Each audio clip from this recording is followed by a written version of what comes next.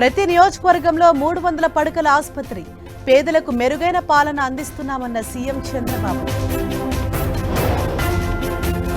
రాష్ట్రంలో స్కామ్లు తప్ప అభివృద్ధి లేదన్న జగన్, ప్రశ్నించే వారిపై కేసులు పెడుతున్నారని ఆగ్రహం. స్థానిక ఎన్నికలపై తెలంగాణ ఎన్నికల సంఘం కసరత్తు, నోటాపై రాజకీయ పార్టీల భిన్నాభిప్రాయాలు. గుమ్మడిదలలో డంప్ యార్డ్ నిర్మాణానికి హైకోర్టు బ్రేక్, ప్రభుత్వం కౌంటర్ దాఖలు చేసే వరకు ముందుకెళ్లొద్దని ఆదేశం. ప్రజలను పరాన్నజీవులుగా మారుస్తున్నారు, ఉచితాలపై సుప్రీంకోర్టు ధర్మాసనం ఆగ్రహం. పెద్దల సభకు కమల్ హాసన్, డీఎంకే మద్దతుతో రాజ్యసభకు.